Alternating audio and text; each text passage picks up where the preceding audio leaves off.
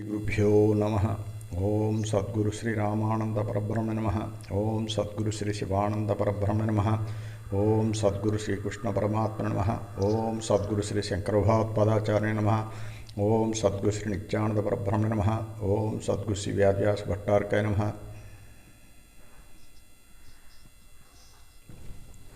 Atma Namaskaram to one and all who have attended the conference. You are all my Guru Swarupa. Today's topic is 7th chapter of Srimad Bhagavad Gita. That is Vijnana Yoga. Vijnana Yoga. This chapter is a special chapter which is meant for yogis. This is a special chapter which is meant for yogis. That means those who are doing pranayama, they must know about this chapter. This is very, very important for the yogis. This chapter, Sri Krishna Paramatma, this is Vijnana Yoga. Vijnana Yoga means practical knowledge. Jnana is theoretical knowledge. Vijnana is practical knowledge. But usually jnana means that word will be used for both theory and practical also. But here specifically Sri Krishna Paramatma is mentioning about the Vijnana Yoga. This Vijnana Yoga, if you understand this chapter throughout, you can have a clear-cut idea about the Paramatma. You can have clear-cut ideas. From this chapter onwards, Paramatma is now expanding his glory. In the 7th chapter, 8th chapter and 9th chapter, he is discriminating between the yogis and non-yogis. This is the main difference between the yogis and non-yogis. Who are doing yogam, how I will look like, and those who are not doing yogam, how I will be worshipped. In that way, Paramatma is discriminating. In this 7th chapter, Sri Krishna Paramatma says, Maya asakta manah partha yogam yunjan madasrayaha asavsayam samagram mam yada jnasyasi tatsrunu. Maya asakta manah partha, those who are trying to reach me, having inclination towards me, Maya asakta mana, having keeping mind in me, yogam yunjan madasrayaha. By doing yogam, they are taking refuge in me. They are surrendering into me. Those who are doing yogam can totally understand me totally and doubtlessly. So, Sri Krishna Paramatma is mentioning two words. I am revealing myself totally and doubtlessly. You please hear this. This is meant for yogis. That means the persons who are doing yogam can easily understand, and the practical difficulty of yogi also he is going to clarify in this chapter. Jnanam vijnana sahitamidam. Jnana vijnana sahitamidam vaksham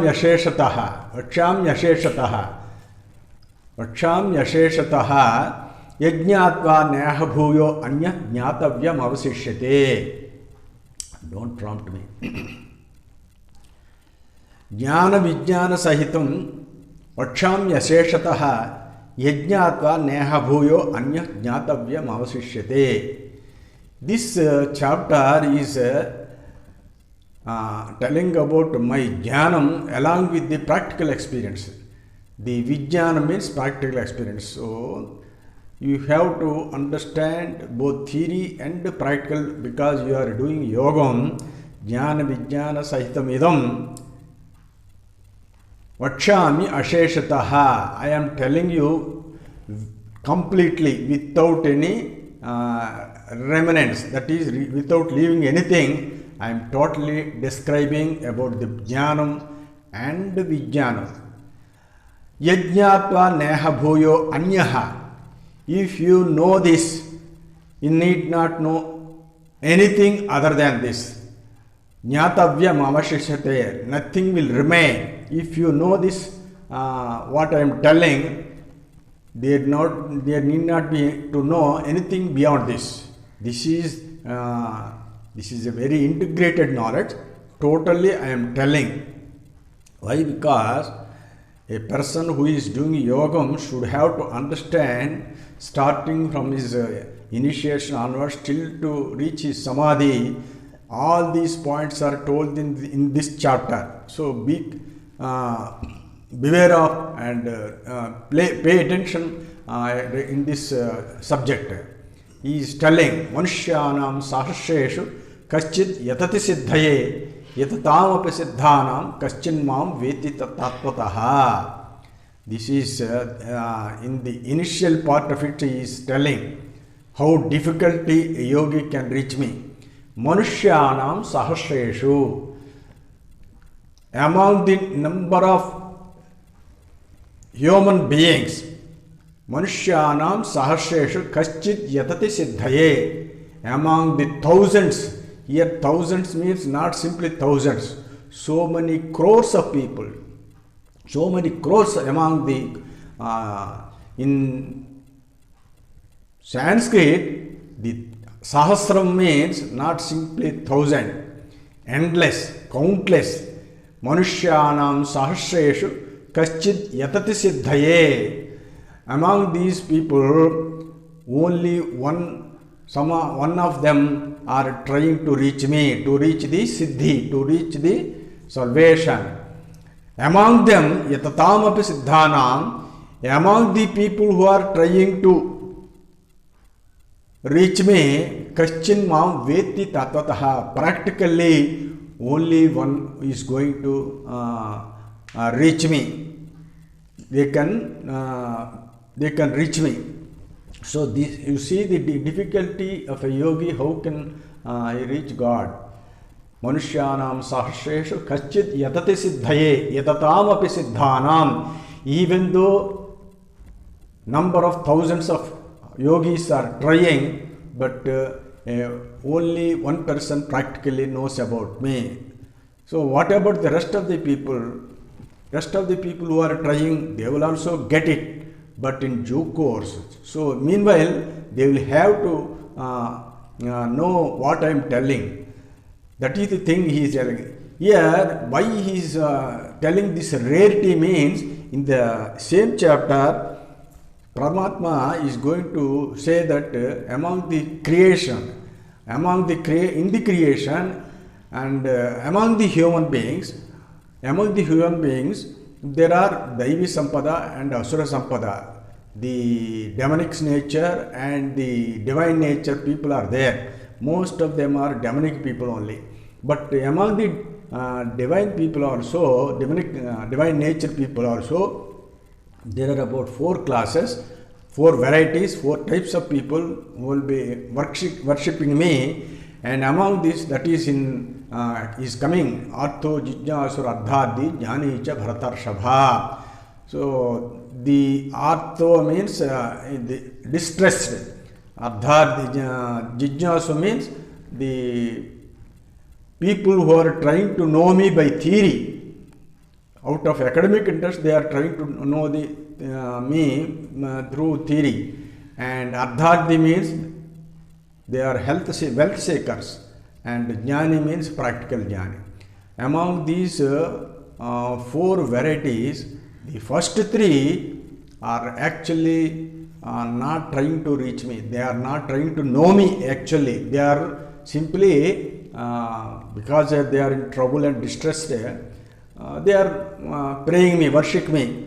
But there is only one person, that is called Jnani.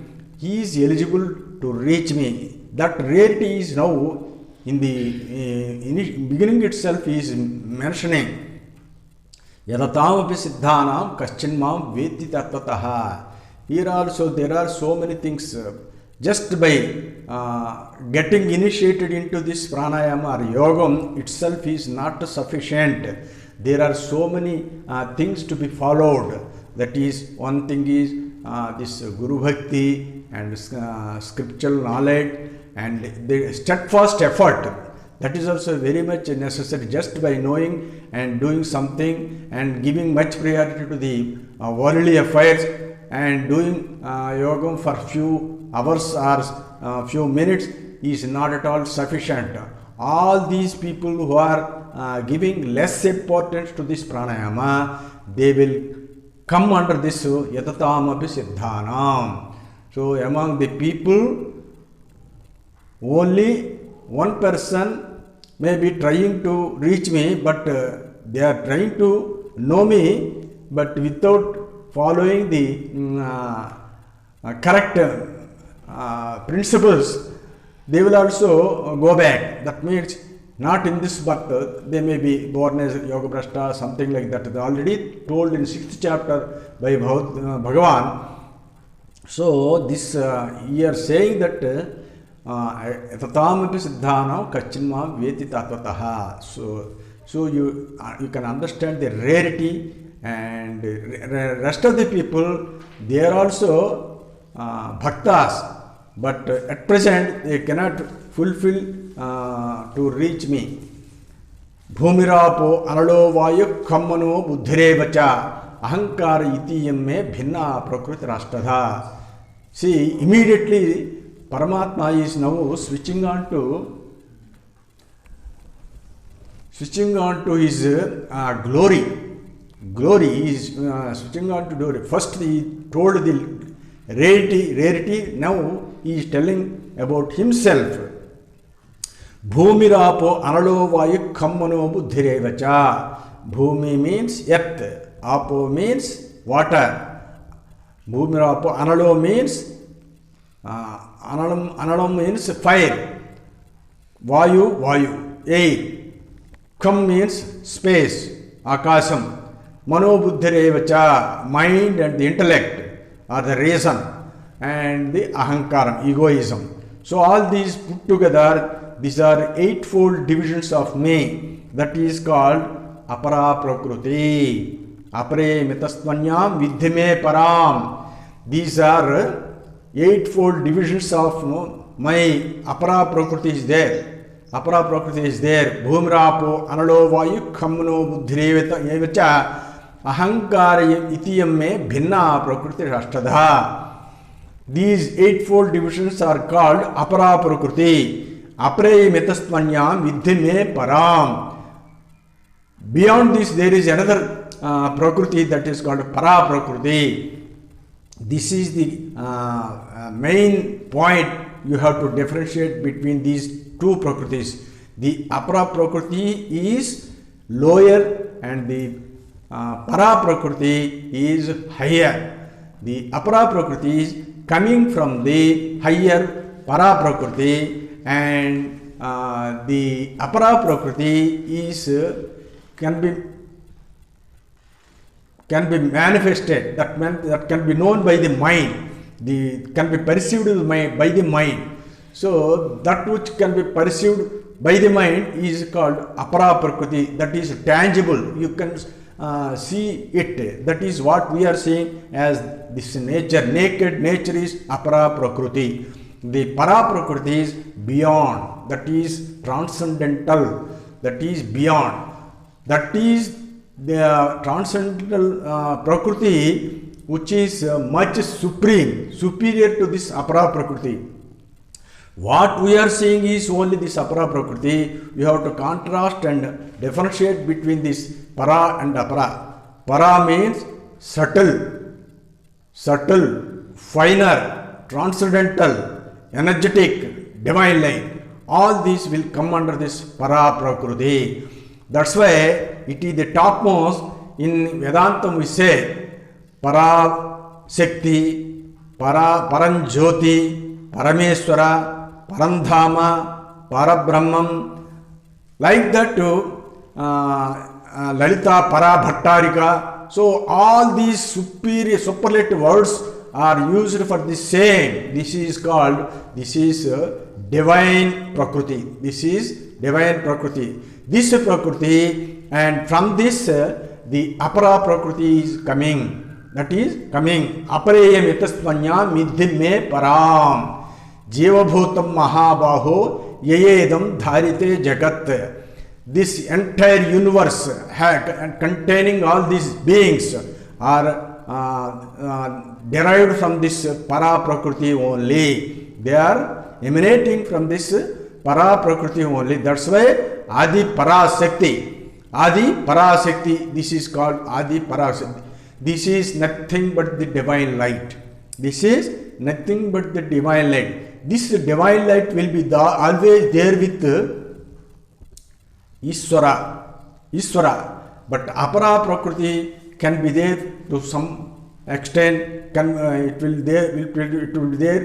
It is transient and temporary. It will be seen for a few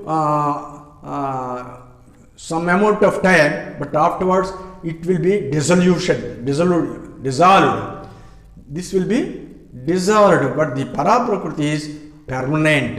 In the 13th chapter, Paramatma is going to say, Prakritam Purusham Chaiva, Vijjanadi Upavapi, Vikaravascha Gunachaiva, Vidhi Prakriti Sambhavan. This is in the 13th chapter, Paramatma says, here most of the people are confused with this telling about the Prakriti.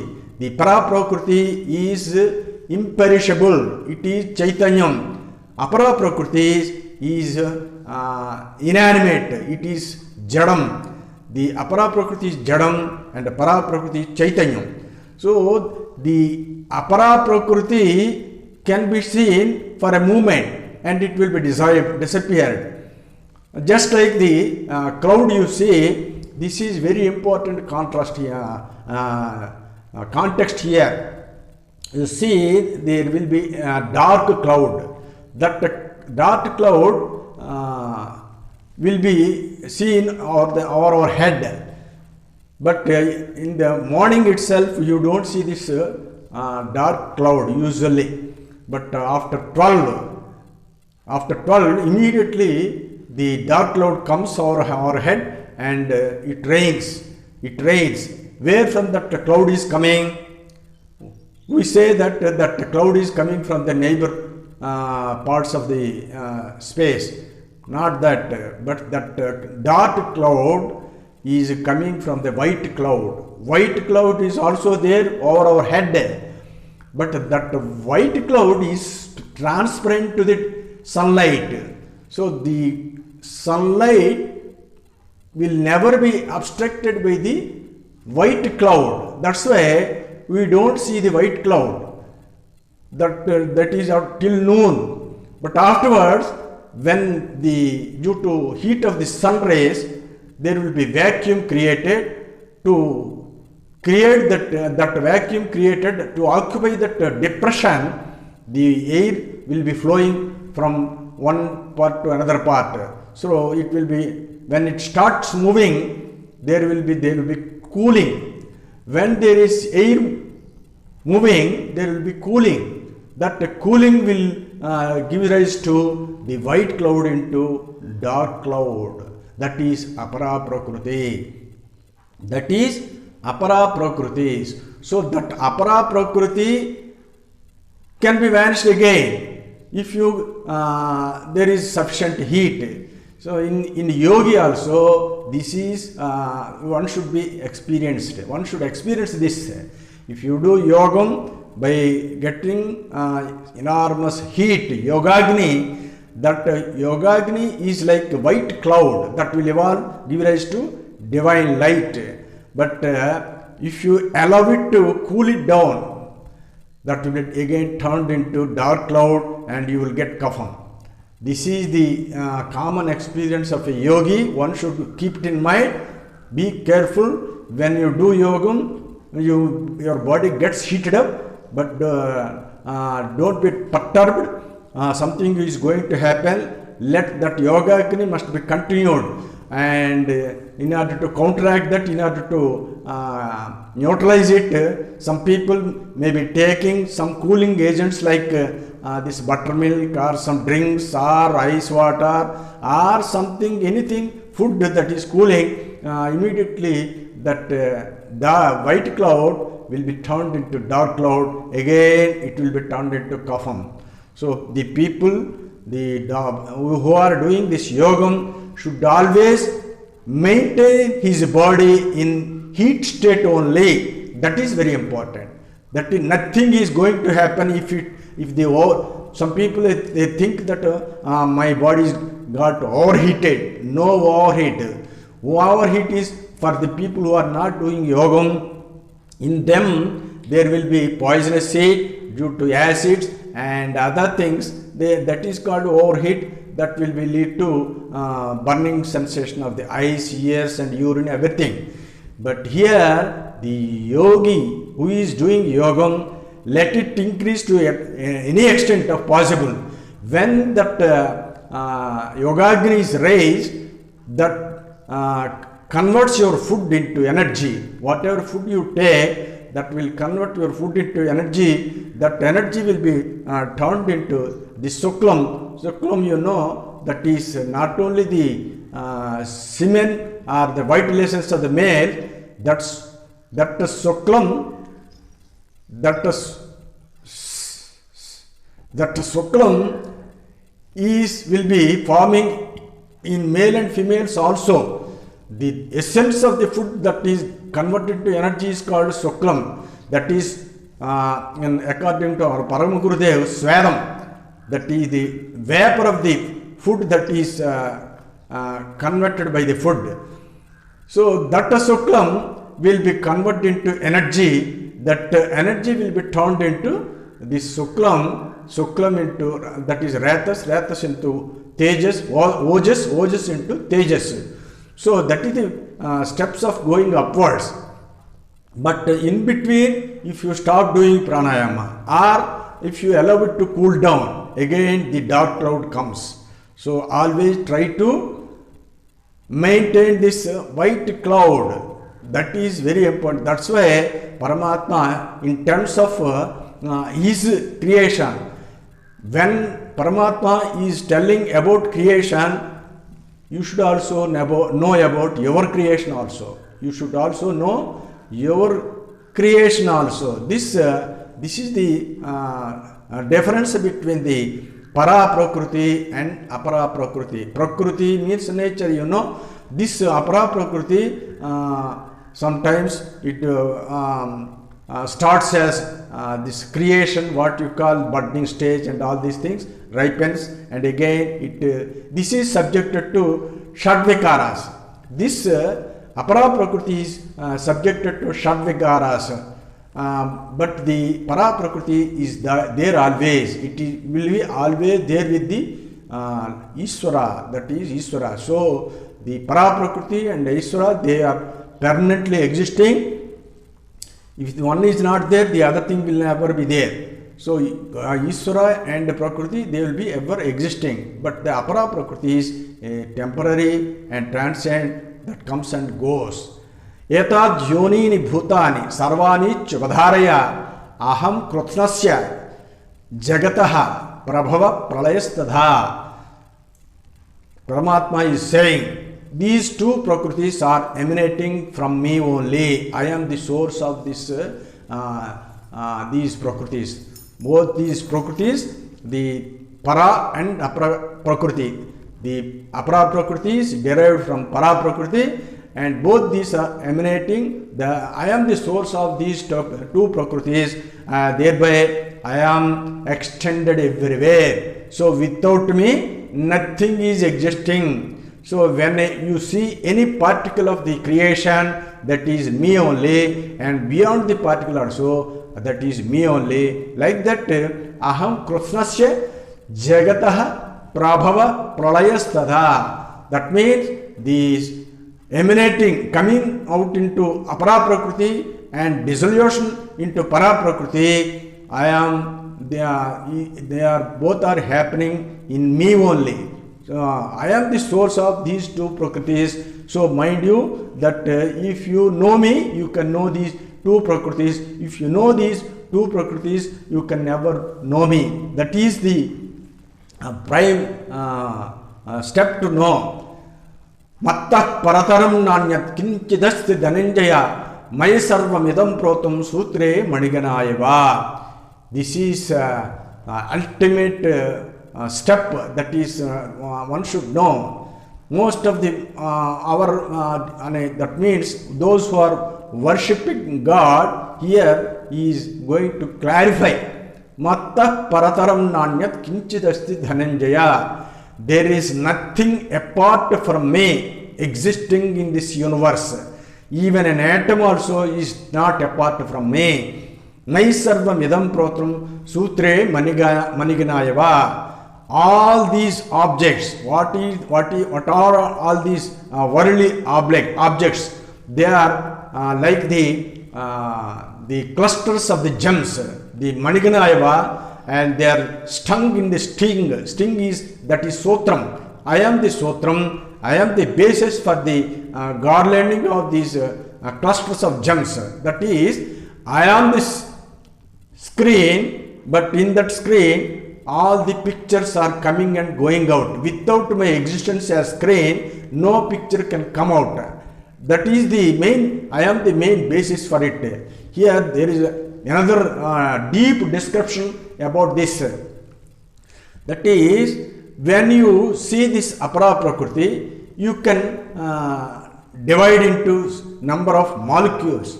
So science says that the matter is formed out of the molecules. When you cut the molecule, it will be cut into atoms. Even that atom also, if you divide it, there are, protons, electrons, neutrons. All these three particles are the components of a single atom. But beyond that electrons, protons and neutrons, there is another subtle force, that is Paramahamsa Yogananda told that they are called lifetrons. So a person who is doing pranayama can only understand about these lifetrons. But there is no further word for as finer, as subtler than these lifetrons. But beyond that there is some force. That force is me. I am that force. That force is having wisdom. I am Sattu Chittu Anandam. I am Sat Padartham. I am the eternal, and Chittu, I am the Chaitanyam, I am the divine light, and I am the knowledge, wisdom. So beyond all these microest particles, I am existing. See, the difference between the philosophy and the science is here. The particles, when you see this nature in terms of particles like electrons and further division as electrons, protons, neutrons, that will come under as a physical. The nature will be seen as a physical, or if there is any reaction, you will see it as chemical. So nothing beyond that. But beyond that, there is one force that is combining all these minute particles, electrons, which is responsible for evolving round the nucleus of the cell, nucleus of the proton, that atom. So around the nucleus where the protons are existing, the electrons are revolving round. That force responsible for combining these all particles and evolving, and there must be some intellect also, there must be some jnanam also, there must be some wisdom also. Without that wisdom, no particle will be moving. But if you cannot understand, that will be turned into science. So the difference between the philosophy and the science is there is intellect, there is wisdom between the particles, with which only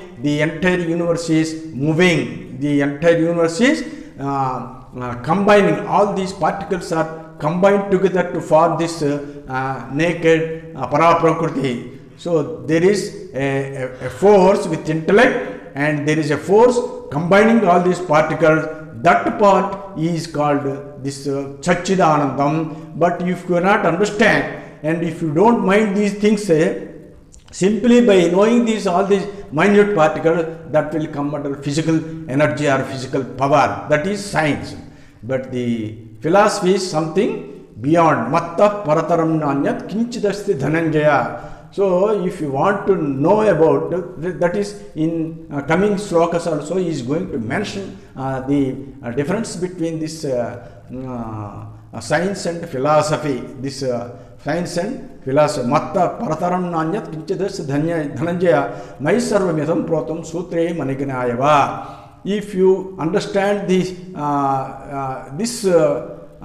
subject, nobody can go to this limited worship, that is thinking God as a limited name and shape, like that nobody can. But he is explaining his vastness. He is explaining his vastness.